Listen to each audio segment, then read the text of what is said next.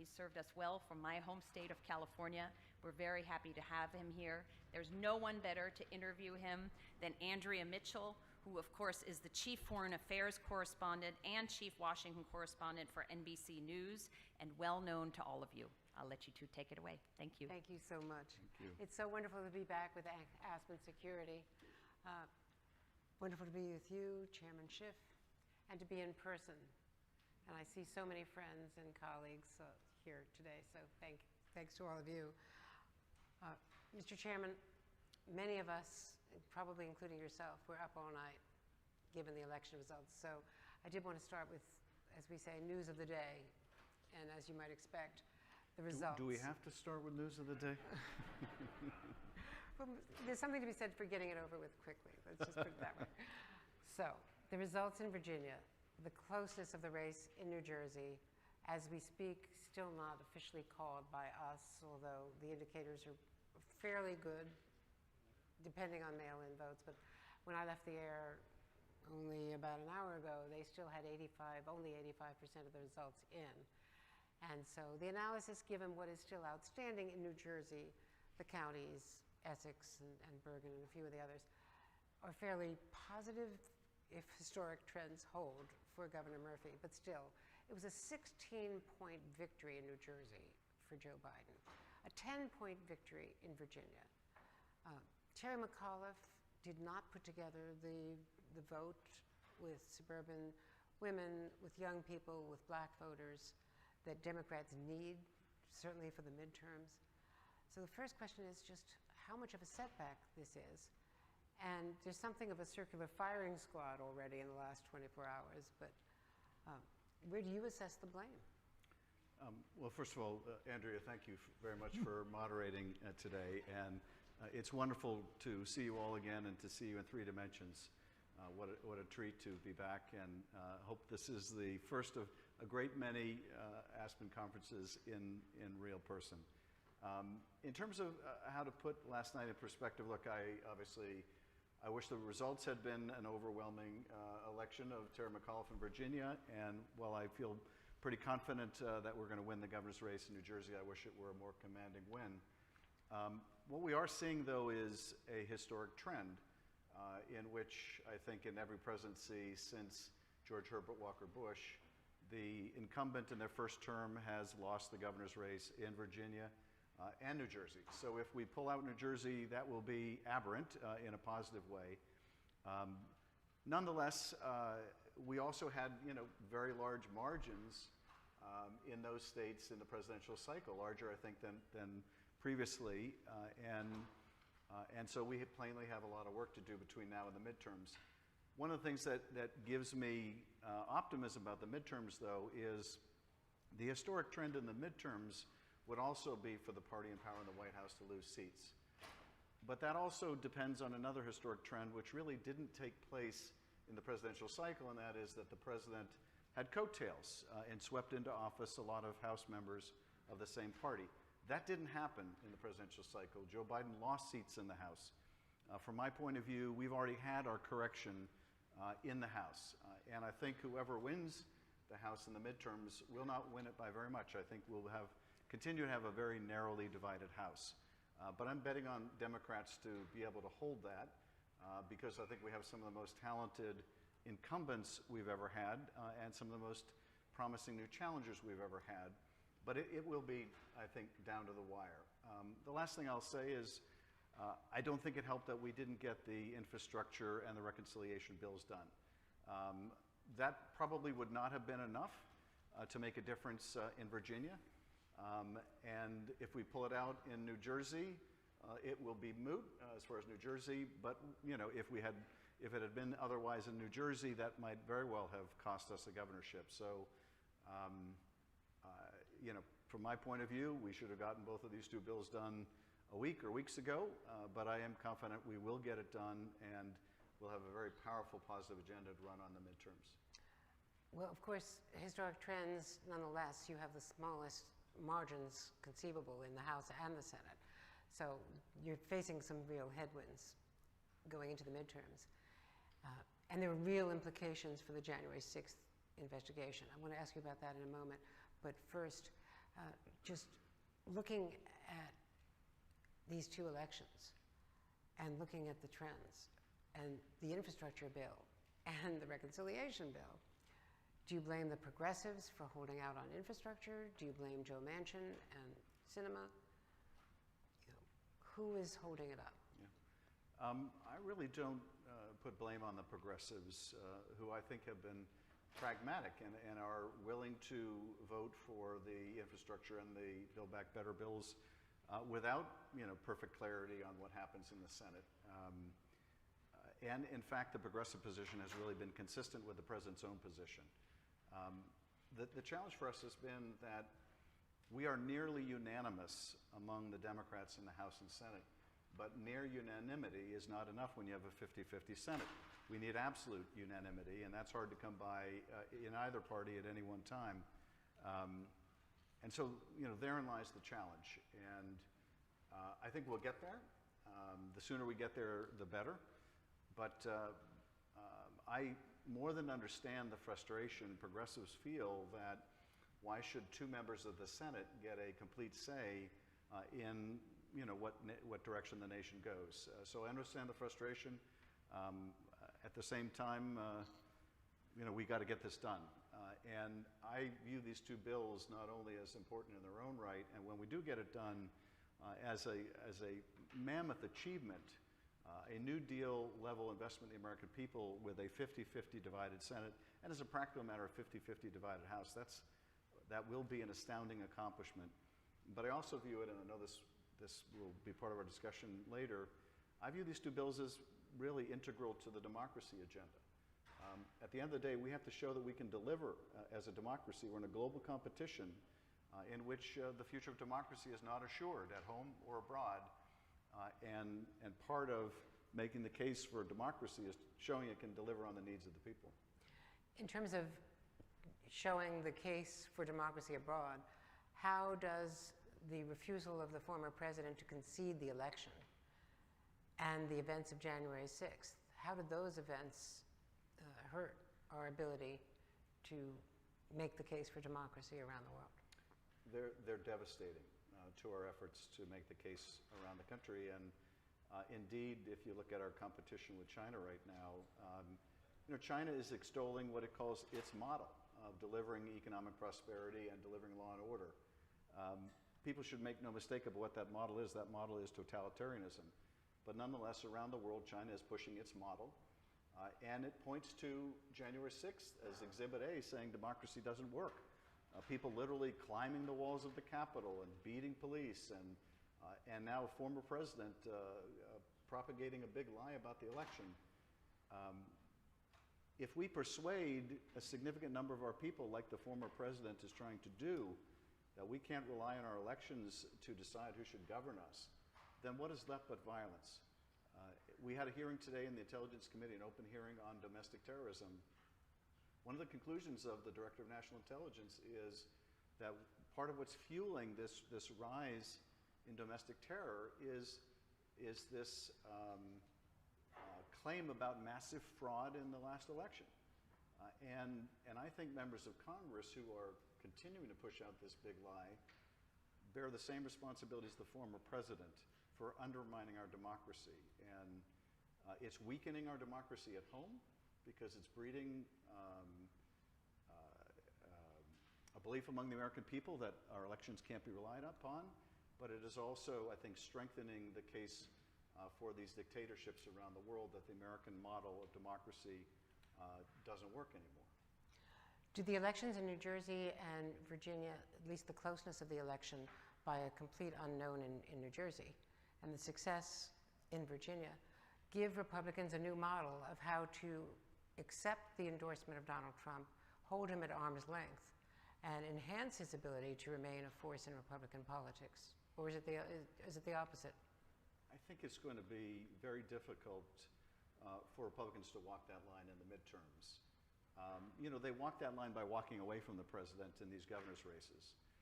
But in the midterm elections, Donald Trump is out endorsing people, picking favorites, running campaigns against those that have distanced themselves from him. So he is going to be very much on the ballot in the midterms. And I don't think people are going to be able to so easily walk away from him while the Republican Party has hugged him close. I'm more optimistic about the midterms than I was about in particular, the Virginia governor's race, for the reason that the president has so involved himself in trying to choose who will be the Republican nominee for Senate and in many of the pivotal House races. And how critical is it, given your role in the January 6th committee, given that investigation, to get people to testify? Because clearly, if the Republicans do retake the House, it's the end of that committee, and it's the end of the subpoena power. I think you're absolutely right. Trump did not want the committee to get started, get underway, get any evidence, and Kevin McCarthy is willing to do whatever Donald Trump wants. And so opposed a commission where Democrats and Republicans would have equal power to appoint commissioners. That wasn't good enough, and then opposed the select committee when the Speaker opted to form that instead. They'll continue obstructing it, and should they ever regain power in the House, they will do away with the investigation altogether. Why would the Republican Party want an investigation when it continues to push the same lie that helped incite the attack on the Capitol to begin with? So we feel, even while I am confident and hopeful and optimistic about the midterms, we also feel a sense of urgency, quite separate and apart from the midterms, but really based on the fact that those forces that attacked the Capitol that day haven't gone away. The incidents of domestic terrorism just continue to rise, and one of the fundamental aims of our committee is to expose all the malefactors that were involved in January 6th, but also to put forward a series of recommendations to protect the country going forward. And we shouldn't delay that, one day more than is necessary to get the evidence. But we are going to have to fight in court. The former president has long history, which I'm all too familiar with, of using the courts to stonewall even investigation as vital as this one. But I'm very encouraged by the position that the Biden administration is taking. Every president tries to preserve and protect the prerogatives of that presidency. And so it's no small matter that President Biden is saying, I'm not asserting privilege, even though, down the road it would be advantageous for him to be able to assert privilege in the future potentially, because he recognizes the central importance of getting all the answers when it comes to a violent attack on the seat of our democracy. Do you think the election results are a reflection on President Biden and his inability to get Congress moving? I think that the president's poll numbers are always correlated to how campaigns for governor and the midterms go. I don't know whether it's causation or merely correlation. But look, we bear part of that responsibility in Congress for not getting these bills passed in a more timely way. And so we're just going to have to do it. And I think the other big overarching influence on all of this is the pandemic. And I hope and pray, for reasons having nothing to do with the midterms, but for the nation's sake, that next year we're in a much better place when it comes to the pandemic. And if we are in a much better place when it comes to the pandemic, we'll be in a much better place when it comes to the economy. And we will have the powerful track record to run on of these two incredible bills, but also the rescue plan. And that will, I think, be a very fruitful and environment for Democrats in the midterms, and we should have some wind at our backs. I want to ask you a few things about China, including something that the Chief General Milley, the Chairman of the Joint Chiefs, of course, said to my colleague Lester Holt here this morning when Lester asked about the hypersonic missile test and other recent aggressions by China militarily. And the chairman said, "We are entering into a tripolar world with the United States, Russia, and China being all great powers. Just by introducing 3 versus 2, you're getting increased complexity. Now if you add into that all the other technologies that are coming at us quickly, we are entering a world, in my view, we are entering into a world that is potentially much more strategically unstable than, say, the last 40, 50, 60, 70 years." So when we talk about technology, we're talking about cyber, but we're now also talking about the hypersonic missile. It's very clear from my reporting that that test and what it achieved and what it didn't achieve. It didn't achieve its targeting, but was a surprise to the intelligence community. Andrea, I think, first of all, I would agree with the general sentiments. I think we are in a more unstable and complex national security environment globally than we have been, certainly in my lifetime.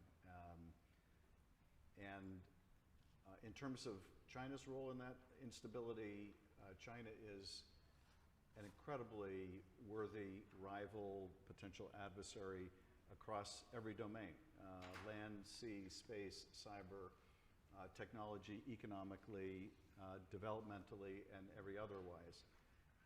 We're going to have to be at the top of our game to maintain our position of global leadership, and we have not been at the top of our game, certainly over the last 4 years. But in terms of how we have discouraged talented people from coming to this country, that preceded Donald Trump, and it is a terrible liability. My district is the home I share with Judy Chu of Caltech and the Jet Propulsion Laboratory. We have some of the most brilliant people from all over the world that come to study at Caltech, who want to stay, who want to be part of the American economy and grow businesses here, and we kick them out, which is just economically suicidal. That's but one of many examples in which we're getting in our own way. We also need to be leading the energy revolution and developing renewable energy technologies and not ceding that to China. Whoever wins that race will develop huge economic rewards. And we need to be economically competitive if we're going to be competitive in terms of our national security. So I completely concur with the rapid pace of Chinese technological development. It's simply astonishing. And I also think in the cyber world, we're dealing with just a multitude of new and dangerous threats and trends which will provide increasing instability. Cyber is the asymmetric battlefield of all asymmetric battlefields. And we've got so much to do to better protect ourselves, to hold malefactors accountable. For one thing, I think we need to establish an international law of the land that if there are hacking, ransomware operations, criminal gangs operating from your soil and you're not taking action against them, then the international community will hold you responsible for any losses that are incurred.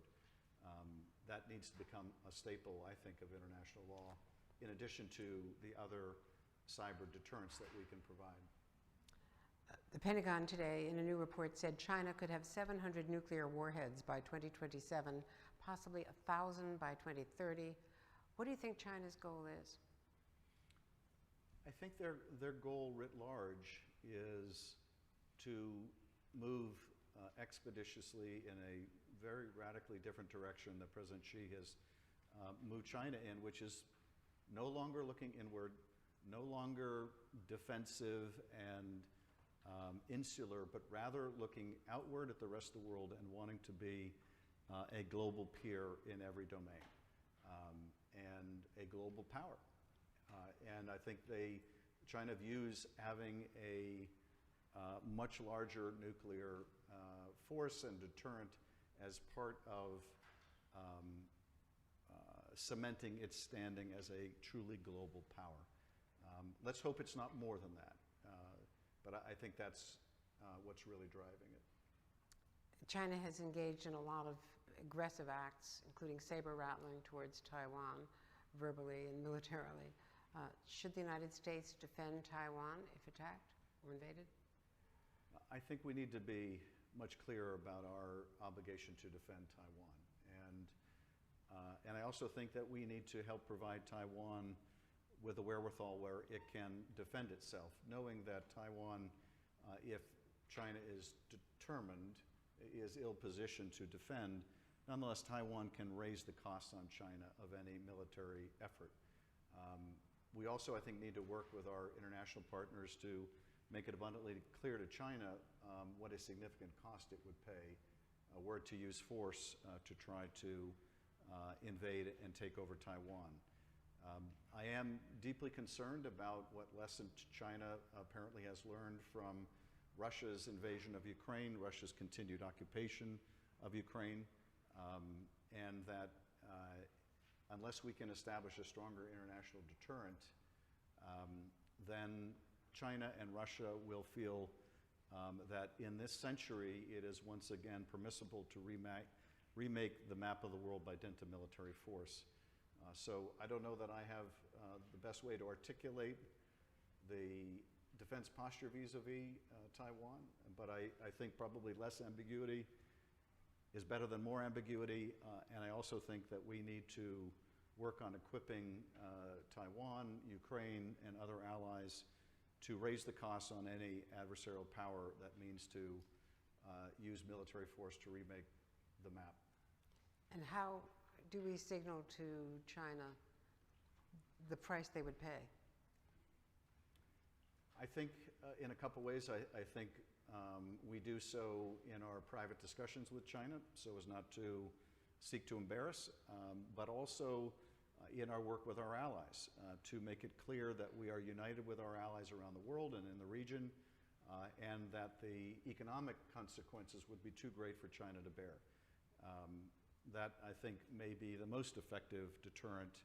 And obviously there's a fine line to walk in when we talk about coming to Taiwan's military aid, where we don't want to make any pronouncement that would accelerate Chinese thinking or timetable in terms of using military force against Taiwan.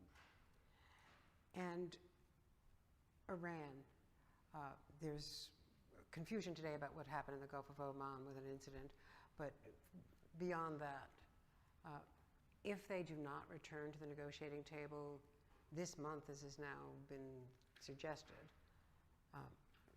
are we reaching the point where we have to, as the Secretary of State has indicated, come up with another approach because of how close they're getting to break up? Well, tragically, I think we are now where many of us thought we would be if we withdrew from the nuclear agreement, which is Iran would be much closer to developing a bomb with far less to constrain it globally and economically. And so I think the decision of the prior administration has been disastrous. I'm reminded of a conversation that we had with one of your colleagues, Tom Friedman, many years ago about Iraq, when someone asked in our caucus what his recommendation was about what we ought to do on Iraq, and he said, well, I'm kind of reminded of the street cop in New York who's asked directions, and the cop says, he's asked directions by a tourist, and the cop says, well, to start out, I wouldn't begin from here.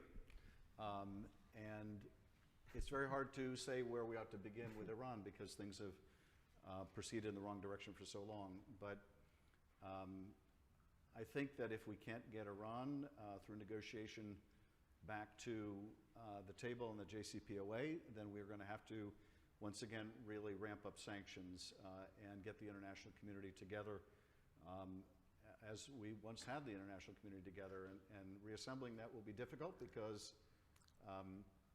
the international community will rightly question whether America will stand by its agreements if the next administration can simply renege on what the last one did.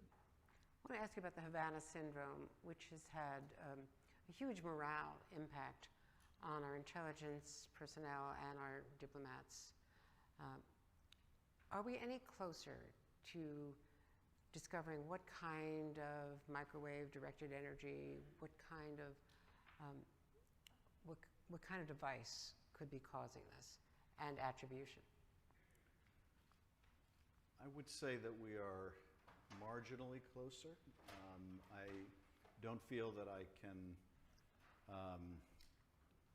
express a lot more optimism than that. I think we're making progress, but it has been very slow and much slower than certainly I think any of us would like to see. It's not for lack of effort. I think Director Burns has really done a sea change in terms of attitude within the agency, how seriously we're taking this, how proactively we're responding to the needs of the workforce, and this is true in the State Department as well. I don't mean to just single out one element of the IC, but we are working very proactively to provide the best care, provide the best guidance to people serving overseas about how to take care of themselves, how to respond if they believe they've been the subject of an attack, and of course directing some of the most capable resources we have to the problem set of what's causing this, who's causing this, how is it being caused. But I wish I could tell you I had better visibility on that than I do. I still personally have profound questions about what is causing this and whether it is one cause or several. And so we still, I believe, have a lot of work ahead of us.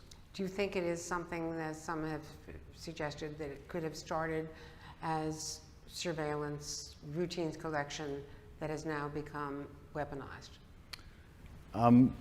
I think, there's certainly one plausible hypothesis that that the physical impacts are not the intended impacts. That is, that this could be a form of surveillance that is causing a physical impact. But if that is the case, and an adversarial power was engaged in surveillance that is having this kind of physical injury, at a certain point, knowledge becomes intention. Now, it could have been intentional from the beginning, or it could be otherwise. Because we have so much work yet to do on what's causing this, I don't think we're in a position to say, who's behind it, how they're behind it, why they're behind it. I think there's still large unresolved questions. I think we need to take some questions from the audience as well. Congresswoman Jane Harman. I'm Jane Harman, President Emerita of the Wilson Center and a former colleague of Adams, and very pleased with the job he's doing. A thought on Iran, which is, we have additional allies, more than the P5+1. We have the Sunni Arab states who have a stake in this too, and I'm hopeful that we are encouraging them to do what they can to calm Iran down and to slow this down. But my question's different. My question's about Congress. As you would know, Adam, over the recent decades, Congress's role in foreign policy has been tiny. I'm not talking about the intel committees, but Congress passed 2 authorizations to use military force at the beginning of this century. Both are outdated. At least one has no relevance at all, the one on Iraq. The other one, most of us think should be repealed and revised.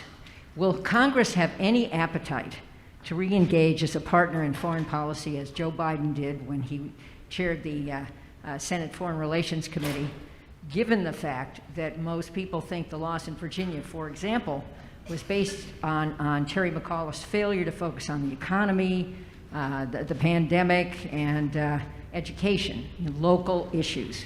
Is Congress going to go right there and again abdicate for the next few years its rightful role as a partner on foreign policy?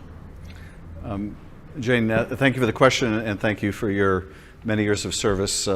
I'm always flattered when you say that you were Adam Schiff before Adam Schiff was Adam Schiff. Jane was my predecessor as the ranking on the Intelligence Committee.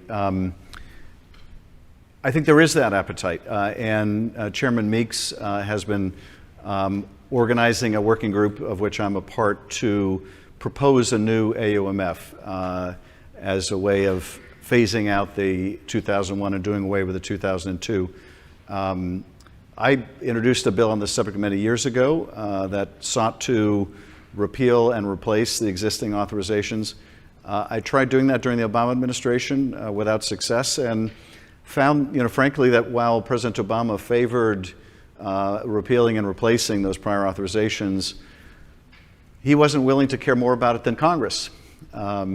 It was the congressional prerogative that was really being lost. And he did put forward a proposal, but I don't think he was willing to invest the political muscle to get it done because it appeared Congress wasn't particularly interested in it. Congress is deeply interested in it now. But we're really, I think, going to have to be the driver. I think the president is focused on, obviously, the economic agenda, but also voting rights, which is also a key agenda for the administration and for Congress. And I think there's a way to do this that cabins the president's authority, but doesn't do so in a way that the executive branch would feel so restricted that it couldn't respond one of the challenges if we make the AOMF too restrictive, the president does what the president is going to do, and it merely has the effect of expanding their power under Article 2. But there is, to answer your question, keen interest among many of us who've been working together, and we hope to have a work product fairly soon. And do we have time for one more question? Let's just go in the back.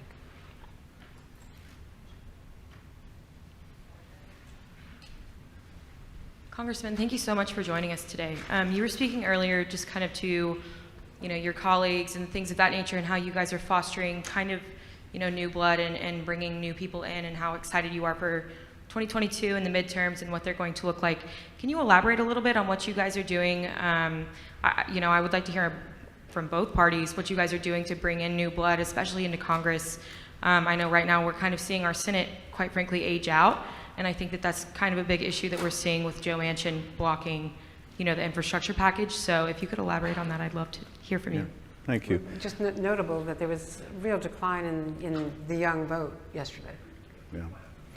Well, one of the things that I found really most encouraging over the last 4 years, which was admittedly not a particularly encouraging period of time politically, I think, for many people in the country, is that the class of candidates in 2018 and in 2020 were, I think, the best classes of new candidates Congress has ever had. And I will hold up the class of 2018 to the Watergate babies any day of the week.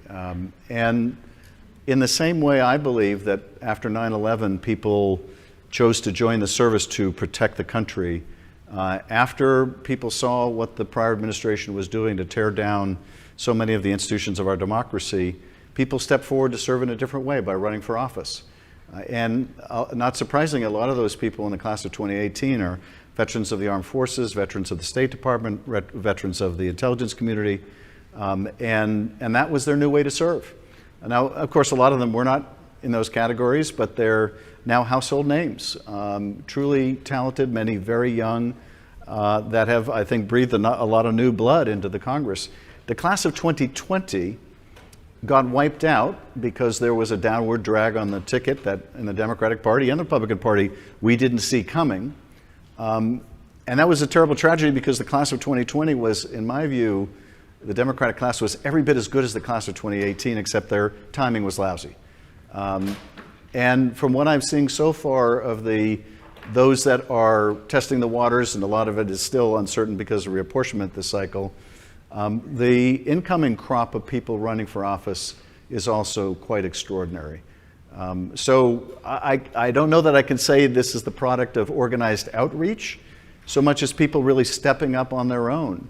And it's absolutely vital. I think that our generation, the generation before mine, have done such a terrible job in being stewards of the planet, and lately stewards of the country, that we really are looking to your generation to move the country forward. And I increasingly take my view as one of just trying to be a steward to hand it off to your generation. But before, if this is the last question, we conclude, I just, Andrea, want to thank you and other members of the press, because one of the institutions that has been so torn down, I think, and attacked and vilified over the last several years is the institution of the press. And I know how many threats that you and others have received.